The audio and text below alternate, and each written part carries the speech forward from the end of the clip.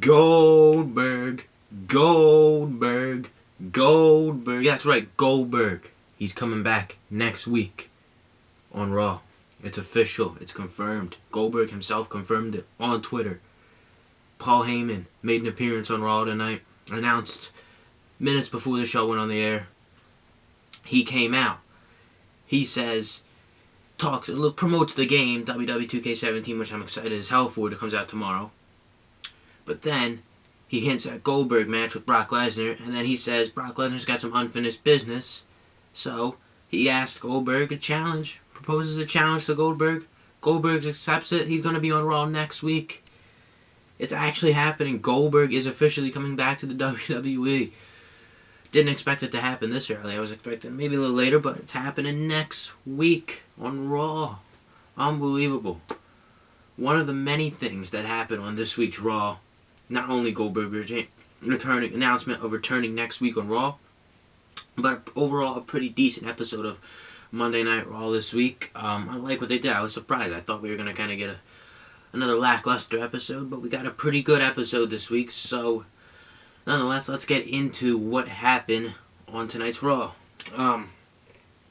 So, Sasha Banks opens the show. Obviously, she won the women's title in the main event. Great match between her and Charlotte last week on Raw. She opens the show. She comes out. She talks. And then Charlotte comes out. And then as Charlotte's coming out, Rusev comes out. Why? I don't know. And then he comes out. And then he cuts a promo. And then Lana cuts a promo. I don't even know what's happening. And then, of course, out comes Roman Reigns. Roman Reigns comes out. They're all out there. And then we go to commercial. And then we find out after the commercial, mixed tag match. Sasha Roman versus Rusev and Charlotte. Later in the night. It's the second mixed tag match we've gotten in like the last 3 months or whatever. We hadn't had one for like 2 years there, but now we're getting them again. So that's cool. So that match would happen later in the night. Let's see. We have Kofi Kingston defeats Cesaro. I don't know when Cesaro and Sheamus are getting that title match they're supposed to get versus the New Day for the tag titles because Foley said so because of the tournament or whatever they had, the Best of 7 series. I guess it will happen to Hell in a Cell. I don't know. But Cesaro lost to Kofi in the match. Sheamus was out there. He cost Cesaro the match. I don't know. I actually have this weird feeling Cesaro and Sheamus might end up taking the titles from the New Day. I mean, I don't think that would be the best way to end the New Day's reign. I mean, they've had the tag titles for so long now. I don't think it would be just to give it to Cesaro and Sheamus, who were just quickly thrown together as a tag team. I don't know. We'll see where that leads to, but we got that match. We have Bayley defeated a jobber guy. It's like I don't know if it was last week or 2 weeks ago. She also defeated a jobber. I don't know why all of a sudden she's taking on jobbers, squash matches, getting the treatment that Nia Jax had, Braun Strowman, because she came on the main roster in a title match at Clash of Champions for the women's title, the Raw women's title, and then now she's just taking on jobbers every week. Ooh, I don't know. Do they not have anyone to feud with? I mean, Nia Jax. I mean, I don't know why they're not doing that. I don't know. Let's see where that goes. See if she continues to take on jobbers throughout the next few weeks of Raw. What else we got? Throughout the night, they just showed that Goldberg's thing he had on ESPN, the Sports Center thing, last Wednesday or whatever it was. Which ended up, like I said in the beginning, led to Paul Heyman coming out, and then, he addressed it, and then Goldberg responded, and then obviously Goldberg returning next week on Raw. I'm super pumped about that. I cannot wait for that. Next week should be good. We should get another good episode. I mean, Goldberg's going to be on next week. How could that be bad? So what else we got? We got cruiserweights. This is interesting here. Before the show went on the air, pre-show, they announced Sin Cara had joined the cruiserweight division. So he was in a match with, still getting used to these cruiserweight names. I didn't really watch much of, other than the WWE. I watch a little bit of, other wrestling promotions and stuff, but I'm not a huge, fan or whatever who watches everything, so I don't know all these names like some people do, so I'm probably going to say I'm wrong. But Lince Dorado and Sin Cara, the mask, they were both wearing the mask. Drew Gulak, Tony Nese, I know them. Cara and Dardo won the match. Solid match. It'll be interesting to see if they have any other people join the cruiserweight division. Maybe a guy like Neville or Sami Zayn or something also join that division, because we got to see it with Sin Cara. So, and then they're both lost in the shuffle. They had a match later in the night. They beat Curtis Axel and Bo Dallas. The Social Outcasts are back together once again. I don't know what the hell that was all about. They had Bo Dallas getting a little bit of a push there. They were getting, jobber matches a couple weeks in a row there, and then they throw him back with Curtis Axel. But then he did walk out on Axel after the match or whatever, so I don't know. Maybe he's still getting that push. Who knows? That was actually right after that.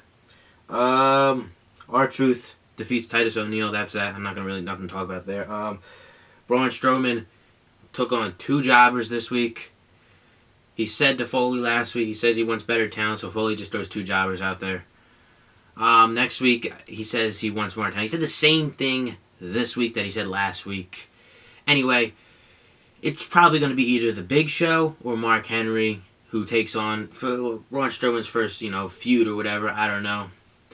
It'll be either one of them will show up next week to take him on. Who knows? Maybe it will even be both. I don't know. That would be a good way to get him over. Have him verse him in a handicap match and defeat him. Who knows? We'll see. That's next week, though. What else do we got on Raw? We had the mixed tag match I was talking about. That happened around 10 o'clock. Sasha and Roman won the match. And they actually announced, I completely skipped over it, and it was like one of the most important parts of the show. In the beginning segment, Sasha and Charlotte agreed upon having their match at Hell in a Cell, inside the Hell in a Cell, for the first ever women's match. I predicted this last week that they would do this, and they're going to do it. Hell in a Cell, Charlotte, Sasha for that women's title. We got 3 Hell in a Cell matches this year, not 2. Not only that, but Foley also announced that we are getting Rollins, Owens, Universal title in the Hell in a Cell, and we already know that Roman Reigns and Rusev for the U.S. title is already in the Hell in a Cell match. We got 3 Hell in a Cell matches this year. Card's looking stacked for Hell in a Cell so far. We also found out T.J. Perkins defending against Brian Kendrick, the Cruiserweight match. Not Hell in a Cell, but that will also be on the pay-per-view, though. That's one of the matches. I think that's the only 4 matches they've confirmed so far for the pay-per-view. But so far, the pay-per-view is looking pretty good, pretty stacked. Already hyped for the pay-per-view, and we still got 3 weeks away from it. So it'll be good to see where they go from there. Seth Rollins takes on Chris Jericho. If Jericho wins the match, he gets into the match at Hell in a Cell between Rollins and Owens for that Universal title to make it a triple threat Hell in a Cell match. I was kind of pulling for Jericho here. I wanted to see him win because they throughout the show they created a little tension. They're creating a little tension throughout the past weeks between Owens and Jericho, building up something. Obviously, we're going to see some type of split between them sometime soon. But Jericho does lose this match. Rollins wins, so I don't know where this goes from here. But I mean, Jericho's supposed to be leaving soon anyway, like he usually does. I don't know. I would like to see Jericho get at least a title shot or something before he leaves for a while and then comes back or whatever. I don't know. Because he's had such a good run, like this return he's had here. He needs to get into at least a title match here or something. So, I don't know. Maybe we'll see something. Maybe somehow still get in. We still have like 3 weeks until the show. So, who knows. But overall, pretty good episode of Raw. Pumped for Goldberg next week, like I've said already. We get a good. I wasn't expecting a good one because it was kind of in the middle of pay-per-views here. You know what I mean? Like usually that's not the best. Usually it's either the go-home show or the show after a pay-per-view is the best. The better episodes. But we got a show right in the middle here. I thought it was pretty good. I gave it 8.5 out of 10. I gave No Mercy last night. I think an 8 out of 10 or 8. Maybe it wasn't 8.5 out of 10. So hopefully SmackDown can be good. So we can get 3 good shows in a row here. They announced SmackDown. The main event would be like Randy Orton and Kane versus Luke Harper and Bray Wyatt. I mean, Kane in the main event of SmackDown. Not really excited about a tag team match. I don't know if it's the main event or just a match on the card or whatever. But it looks like they're not done with that Randy Orton Bray Wyatt feud. But anyway, that's it for Raw. I'll talk about SmackDown tomorrow. Follow me on Twitter at HeroJeff23. The link is in the description below. Let me know what you guys thought of Raw tonight, what you rated it, and thank you for watching.